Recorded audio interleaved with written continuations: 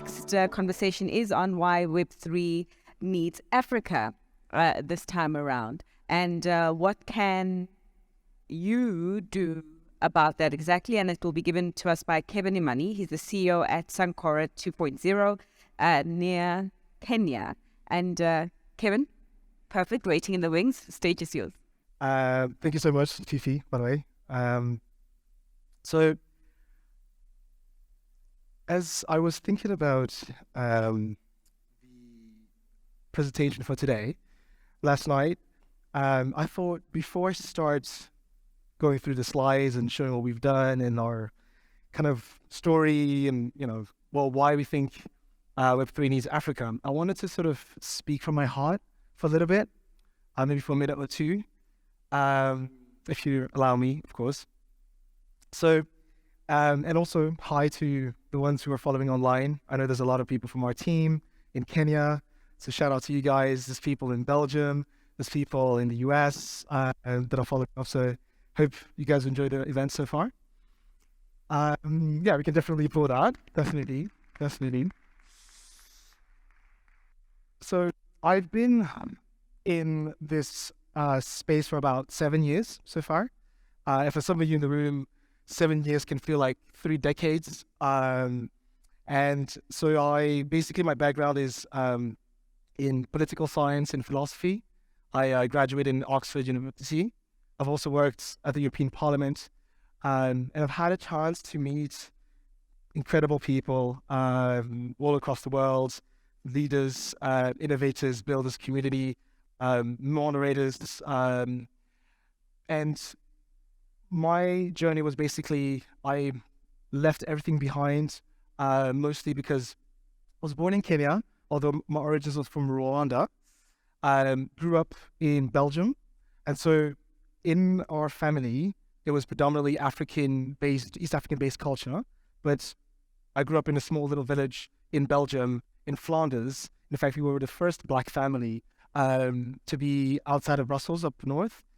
And I knew that eventually I had a massive passion for stuff that was going on in Africa. And I kept asking myself questions like, okay, I'm a third culture kid, if you will, different nationalities, different kind of like upbringings. But what is my responsibility coming from the diaspora with the developments in Africa? I always ask myself this question since I was a kid. And I had an opportunity, a friend of mine called me, was, working in Silicon Valley, and this protocol said, hey, look, we just got up to $1 million in a seed and we want to scale.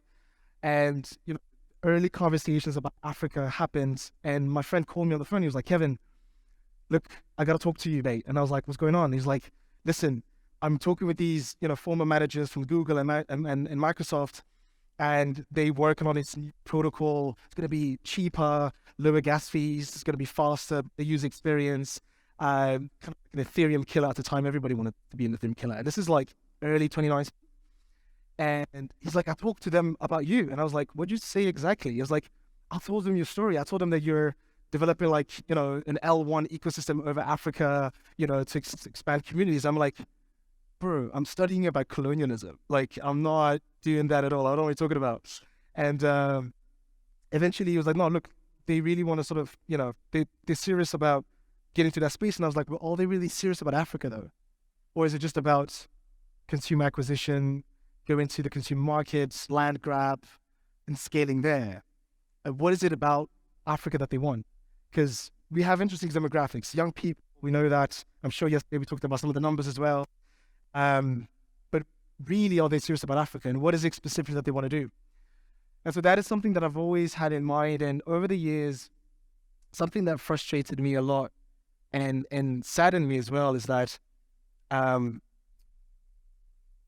we haven't done a good job in owning our own narrative and our own story, because we all develop products, we innovate, we talk about legislations, we think about CBDCs, we think about tokenized assets, we talk about NFTs, but I feel like us as innovators, and especially African innovators, that we're sort of doing our thing, but we can't look above the water and start thinking, okay, where is it that we're heading? What's the story that we want to share to the next generation, right? What's the story that we want the next generation to remember and carry on? And do we actually have the ability to do that? So I encourage you to think about the narrative upon which you're building your products, upon which you're building your community, upon which you invest in, because I think that's quite essential. And I think there's a special opportunity for us today to start thinking about specifically that, because some of us in the room may have already been in these events, but there's a whole bunch of people out there who don't even know this is happening. And we need to start thinking very specifically in terms of what's the story that they will hear and what we want to tell them, because that's what they're going to carry out. They don't really care about stuff like that here, but it's what they tell their friends and their sisters and their brothers, and we have an ability to contribute that. So thank you for listening to that. So I'll segue to kind of our story and how we sort of like developed exactly that, is the challenge and narrative, and to think about what if it is truly Web3 that needed Africa beyond, and as opposed to the other way around, and what can we actually do about it, and what's the call to action that I would love to provide to you guys. In fact, this picture was taken from one of our events in Kenya, which is really cool. But before I go to that, just a vibe check. Are you guys still with me? Can you guys still hear me? I know it's going to be lunchtime soon, so I'm not going to be super long. Very much aware for that. So I'm a storyteller by heart. I love storytelling. I think our, again, products or solutions have to be based out of stories, because that's what lasts. And so I want to share with you a story, and I also don't have any slides, so you can just listen. So part of our identity and value stems from a specific history about 8 centuries ago, which was known to be the first university in the world. And that specific university was found in Western Africa. And there was something special about this university. So at the time there was a leader, some of you may know, is one of the wealthiest persons ever lived on Earth, predominantly because of the assets, the mineral goods that they had at the time, which was, one of them was gold. He not only developed trade routes across the Sahel region in a desert, so unreal. But the other thing that I really liked about the story is that the leader at the time actually developed learning centers. And these learning centers were known to be one of the most prestigious learning centers in the world. They had the most innovative technologies, the most innovative chemistry, the most innovative physics, the most innovative medical tools and treatment. And it was known for that. And everyone in the world knew precisely that if you were to go to that place, you would see and understand where the future is heading towards. Fundamentally change everything in terms of the narrative of what's capable within Africa. And so there's a legend that says that, if a lecturer wanted to go to that place and lecture there, the lecturer had to first go to Nubia or Kemet, or old Egypt, or even Algiers, and lecture for 20 plus years only to become competent to come to that place. And it was called Sankore. Sankore was a learning center. You look it up on Google. It's a beautiful history. I think if you guys have kids, definitely share that story, because it's part of our culture. It's part of the African culture. And one of the reasons why I love this story is, one, I never heard of it. So I was like, this is super cool. This should be a Netflix documentary or Showmax or whatever, because it's really, really fun. Second thing is, building and creating has never been new to us. We've always been building and creating. We've always been building, creating innovative stuff. Things that we understood was necessary for us. I mean, we developed trade routes in the desert to basically communicate across different empires and to share and trade ideas, goods, commodities. That's never been new. And one thing that was really special, and that's maybe the third thing, is that they had the ability to document everything that they produced. They've documented this so well that till today, 8 centuries later, there's still people looking to destroy the manuscripts that they had documented about specifically mathematical formulas, physics, chemistry, etc. And I read that and I'm like, this is really interesting because when we think about innovative technologies, there's a sense about, how well can you document your information, right? Cloud-based services, of course, blockchain is another narrative that we're looking to push as well. And I started thinking, well, hold on a second. What if this already has been something that's been there for 8 centuries long? Now, I'm not saying that blockchain was there 8 centuries ago, but I'm saying the mindset and the mentality to be able to build and create innovative technologies indigenously based out of our values has never been new. And so I said, this is cool. And when I heard about this opportunity for my friends to really sort of like extend this ecosystem, this protocol was called Near Protocol. So we're the first one who practically brought Near into Africa. My understanding was if I were to do anything related to blockchain technology, it will have to be based out of African values that we fundamentally can sit on and that has passed through time, which is about 8 centuries. Which is why the company is called Sankore 2.0, because it helps people to remind that there was a former Sankore. And so this is a story that I really, that we sort of pursue our values and our identity from. And so what is our mission? What do you want to do? And you might hear me saying it over and over again until you're sick and tired of me saying it, but I think it's important for people to remember, to remind themselves what's your mission. In fact, I challenge you to make sure that not only you, but everybody you work with can know without a doubt what the mission of your company is. Mission and vision is 2 different things. People confuse them. It's not the same. But people need to remind themselves again, because if we do not have purpose in what we do, it will not last. And it has to last through time, because in the beginning, I mentioned that we need to think about the story that we want the next generation to remember, and then one next and the one next. So our mission is relatively simple. We want to empower, and the word empower is a key word, young Africans to become role models. Role models is another key word in tech over the next 50 years. That alone can be a presentation itself. But this is what we want to do: empower young Africans to become role models over the next 50 years. And so it'll make sense throughout the conversation and the presentation how exactly we are doing it and how we've been doing it and how to keep doing it.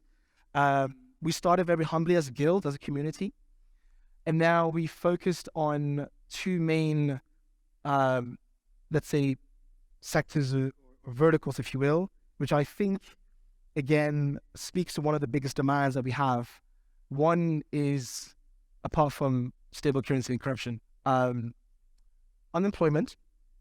It's a big problem. The numbers that we read online are not true. There's way more people that do not have stable income in Africa, and it's a really big problem. So we want to solve that with building, and we have built the first ever African on-chain gig economy platform. That's one. And then the second is we've developed East Africa's largest developer studio. And this is also the challenge to say, are we only good to consume, or can we actually build global solutions?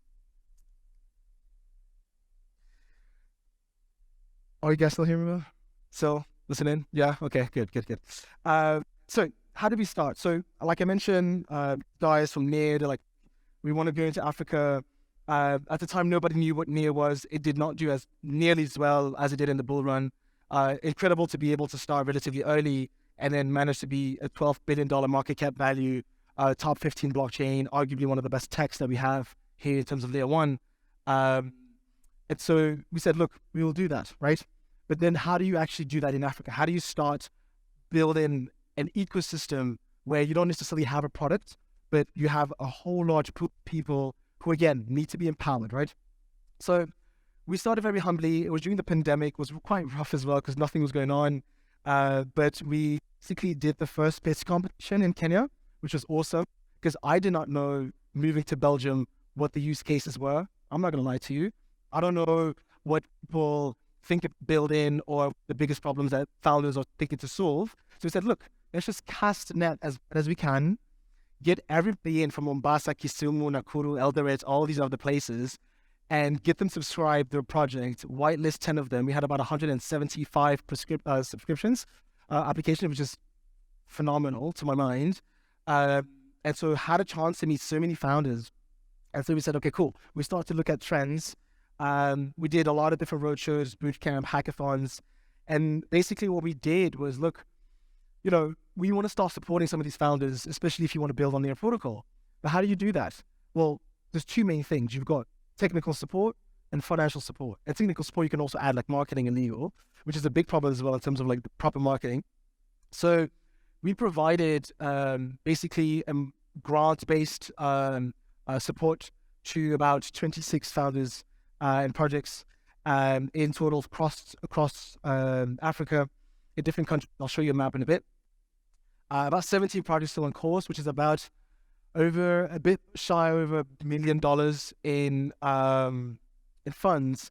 And I think this is also kind of part of the story. Again, how do you empower your founders? What do they need to really feel that they've been empowered and they can actually be role models? And so we needed to build our credibility, we needed to build our reputation, we needed to build our name. So I said, look, let's actually provide them proper funding where we can actually follow, track, and monitor and help them out to build, which is phenomenal because one of the projects as well managed to raise $2 million from that. So you can see the trajectory and the progress of the empowerment, which credible to the team, I'm very proud of as well. So this is kind of how we started. And then as we kind of kept going, I found it really challenging because I was like, you know what? Again, it's not that I want to necessarily build an accelerator program or an incubator because one, it's very difficult to actually build a really good accelerator or incubator program. And second thing is like, we still have a fundamental problem. And this is something that I came up when I was in East Denver last week. I had a friend who said, oh, Kevin, just go down there in Africa and again, just do an event and put 30% of these people, make sure that they're women and get them to hack on some stuff, put a few prizes, get some free food and drinks and, write a blog, do an ESG impact report and just call it a day and you'll be fine. And I was just kind of looking at him and I was like, and for what?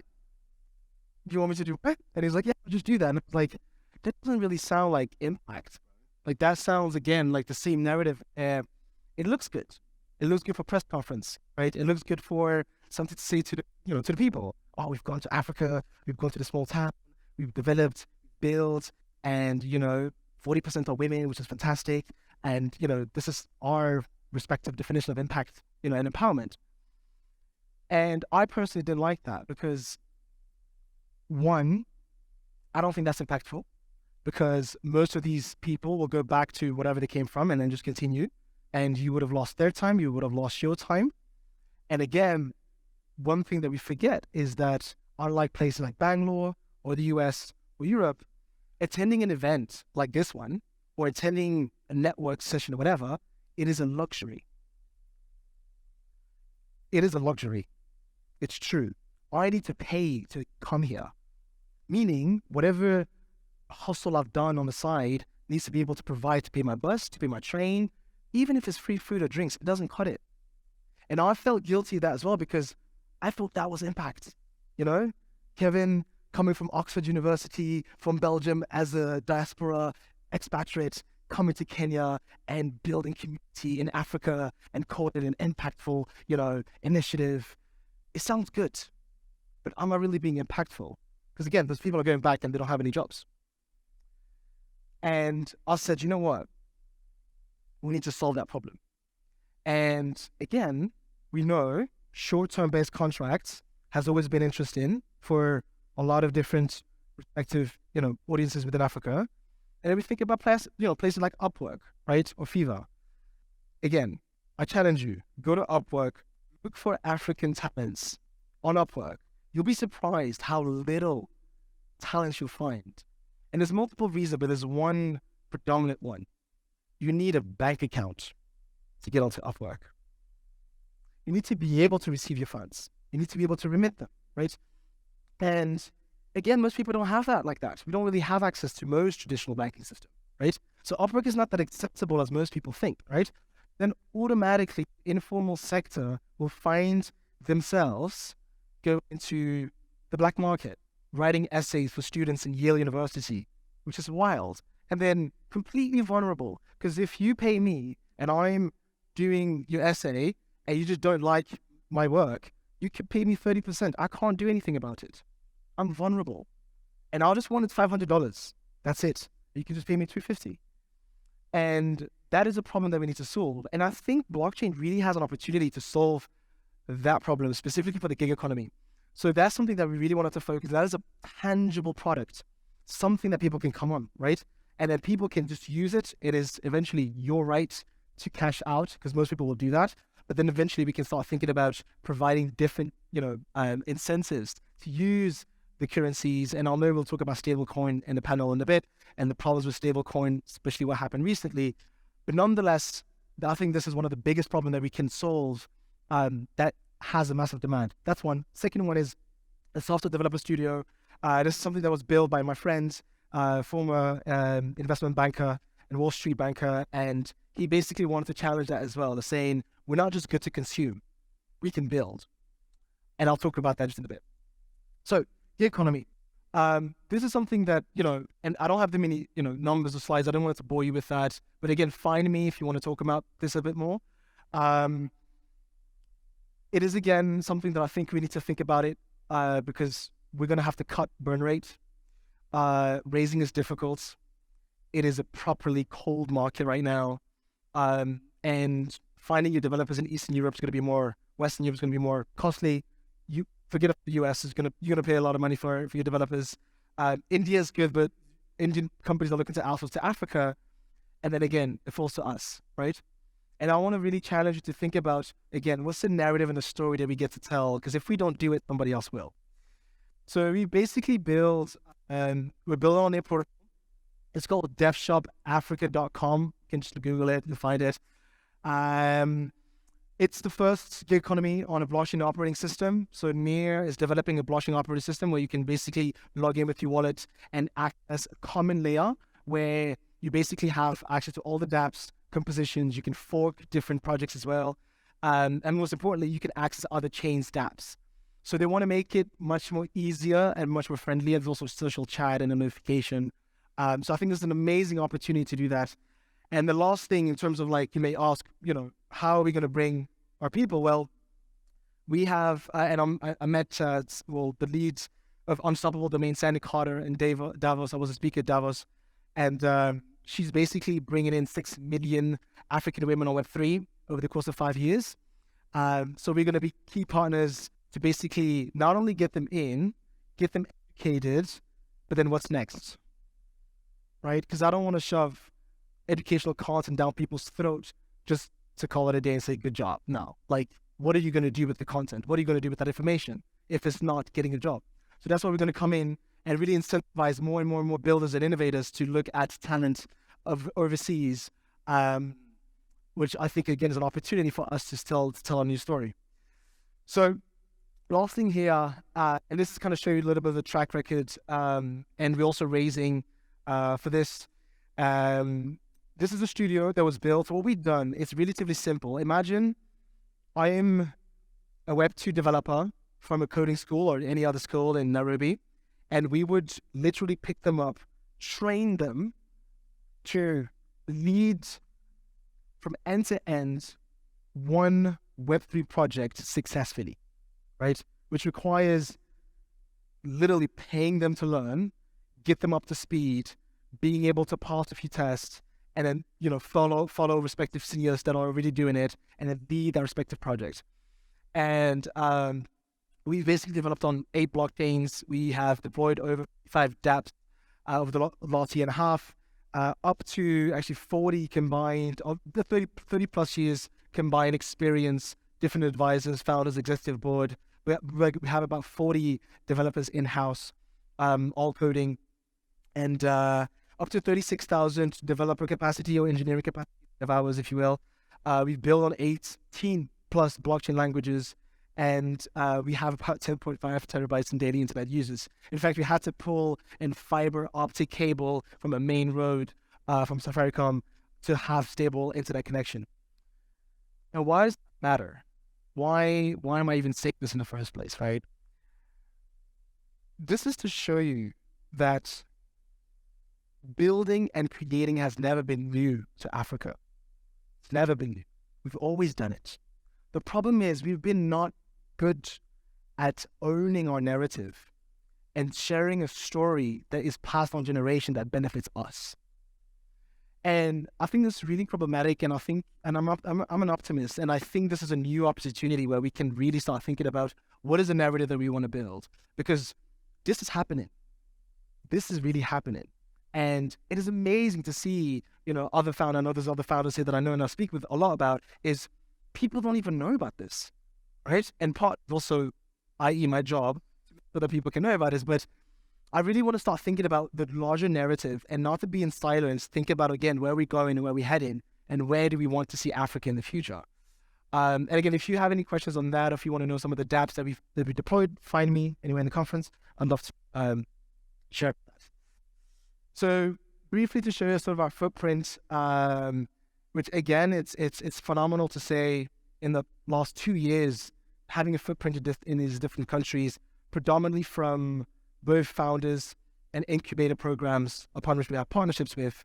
It's just about 500 million people right there. That's a lot of people.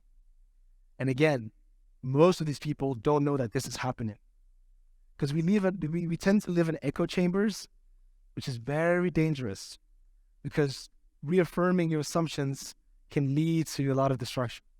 So I want to challenge you again to go out and start thinking about what is the narrative that I'm building my foundation upon.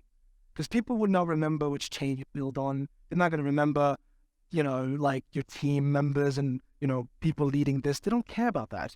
They remember the story that you left them. How did you make them feel? And I really want to challenge you for that as well. And so, last point, am I truly thirsty? You guys still with me? Yeah, okay. You'll get to eat soon. I'm done. What can you do about it? I always like call to actions, because I feel like a lot of times we come up here, talk about our slides, our abouts and records, and then we just leave, and then like, so what's for lunch? What are you eating? What are you eating tonight? So just forget about everything. And I kind of want to leave a bit more of a tangible call to action of what you can do. And it's not, follow us or come to our page or whatever. None of that. It's really more about, and I tend to not hear this enough, and I've said it over and over and over again in this entire presentation, story, right? What is a story, right? What is the narrative, right? If we do not take ownership of that, someone else will. And we've seen that happen over and over again. And I'm so excited for people like Sonia, the entire team, to build and organize this, because it's an opportunity for us to mingle. But not only that, but also us to challenge ourselves, because we're all going to go back to our respective countries and continents. And then we're going to have to leave a story and share a story. And what I want to ask you is, do you think that it is Web3 that actually really needs Africa more than Africa does Web3, given the assumption that we've always been building and creating? So that's pretty much it. I will take a little bit time, maybe in case there is, if there's any questions that any of you may have, because I believe we have 5 minutes maybe, so maybe 2 or 3 questions in case there is. If not, it's absolutely fine. There's a question right here. Can we get a mic, please? So my name is Dennis. I want to know about your development studio, just more details about it. How does it look like in general? As in, I'm a developer, how can it help me to come to work with the NEAR protocol? Okay, you too. Dennis, right? Okay, so Dennis is asking the developer studio, and I believe there's 2-sided questions, right? There's one, as a developer, how can you join the larger NEAR ecosystem? And also how our specific developer studio works. Second question. Oh, so second question? Okay. Yeah, so let me try to see how I can answer. Let me know if I answer your question or not. So it really started predominantly as, think about it as an academy. Because when we started out, and my friend Joel started it out as the founder, it was like, look, it's really difficult, generally speaking, to find, your respective talented Web3 developers that have already built on certain chains, generally speaking, in Africa, right? Unless you go to Discord, you go to a few events, etc. But there's not like a platform or some kind of aggregated place where you say, oh, here's your front-end devs, and they're built on this, built on that. Yet people have already been dabbling and looking into it. And so what we wanted to do is that, look, what if we actually start thinking about an actual, program where a Web 2, and most of the time, these are really good Web 2 students who come in, and it's self-funded in the very beginning because we needed to actually bootstrap it. So we had senior developers come and train them specifically. Mostly we started to work on a lot on the different chains, kind of also with projects, because we wanted to, the whole idea was to commercialize it. So it's not just a school, it's you need to be able to lead a client's project from end to end successfully. So the idea was, how would this program look like? How long would it take? How much funding we would need? And then what are the success metrics? What do we want to see? Okay, now we actually achieve a good developer, and now they're staying in. And most importantly, how do you keep a developer happy, right? Because you want to retain them, because we spend a lot of money in them. I don't want to just go and leave and get hired from someone else. Like, no, you need to stay here. Very honestly and vulnerably. But again, that you need to try out and train, because there's nothing really as much around like that. So let me just see so far. Is that an okay answer?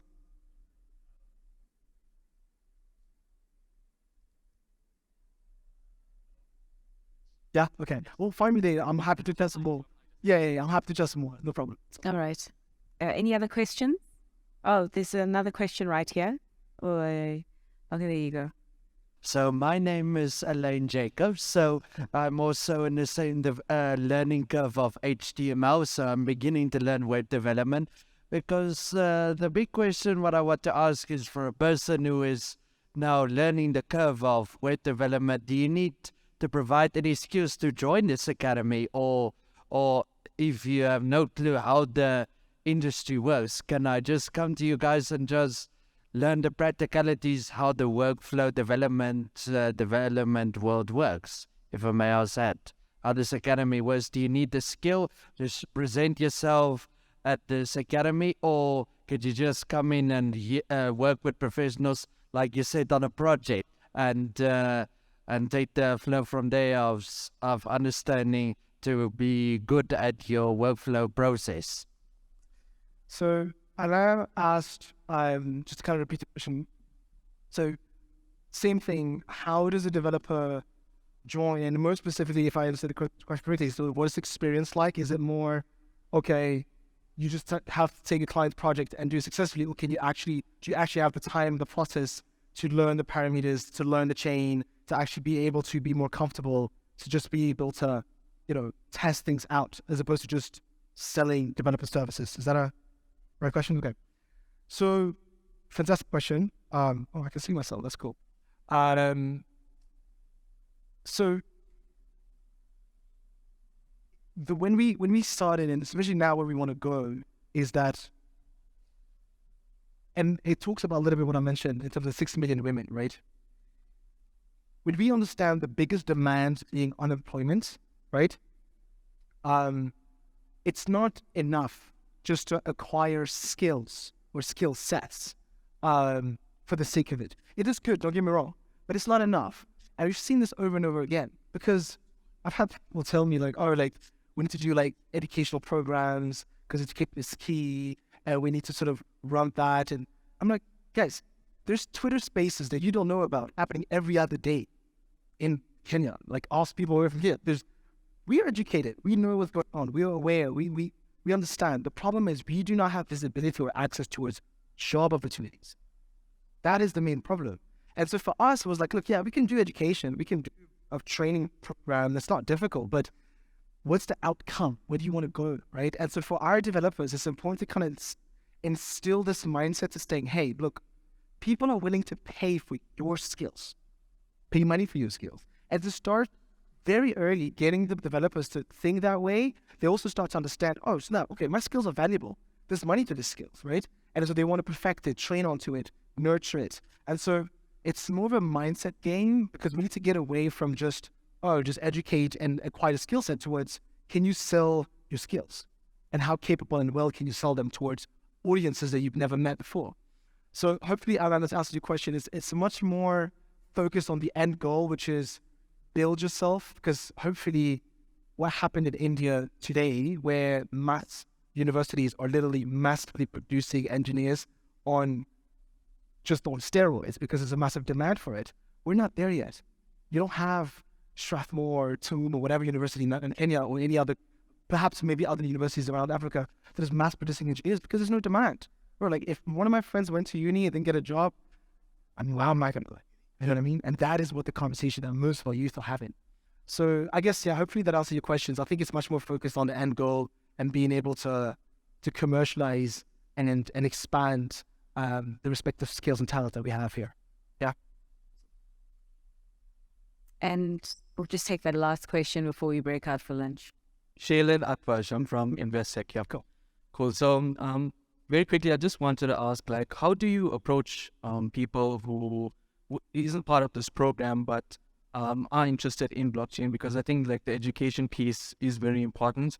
So yeah, like people who aren't part of this program, how do you approach them, but like to educate them about blockchain? What is your process? Okay, it's Shady, right? Shailen. Shady. Sorry if I mispronounced the name. I'll try. So Shady is asking basically for somebody who's just not part of this space at all, understanding the importance of education, how can they join the space and predominantly stay and, grow, right? Is that a... Yes, sir. I will throw the question back, and you don't have to answer, but I guess it's kind of how I think about it is, okay, why would you join in the first place? Like, what is it that drew you in, right? And let me answer this question by thinking about my personal story, right? As a kid, I said, Kevin, what is your responsibility as being part of the diaspora towards the development of African countries? And a lot of us as the diaspora kids, the best relationship we have with Africa is send money to your cousins through Western Union or whatever. This is actually just recent. We never really traveled, because we would travel to like Spain or Europe or West, so we never really travel here. And I'm talking about these are many people. And maybe we go to visit other year, right? That's basically it, right? And I was like, no, that's not right. There's something different about this. And so my entrance was saying, how can I empower young Africans to become role models in tech of the next 50 years? I saw what blockchain can provide. If I come from an elite family, let's say I was born and raised in Kenya, and I come from an elite family, well, I'm good, right? I'm taken care of. Got workers, I've got a chef, I've got a driver, I'm great. But how many people have that? It's the 0.01%. And then if you don't have that, you're just unlucky. And I thought blockchain can change that. Because the way Steve Jobs empowered everyone here to have literally a computer in their back pocket, we can now empower young Africans to become role models. And that is what excites me. And if blockchain can provide that, then I have to be in blockchain. If it doesn't, I'll leave. But I'll pursue my mission. So I guess the question to you is, think about what drew you into it. It could be purely curiosity about new tech, but ask yourself this question of saying, what is it that I want to see in my respective region, in my industry, amongst my family? See if blockchain can provide that, and if it can, then you should run it. Cool, thanks. Yeah, I think that's important as well for like mass adoption, just... Right. Thank you. And thanks to Kevin.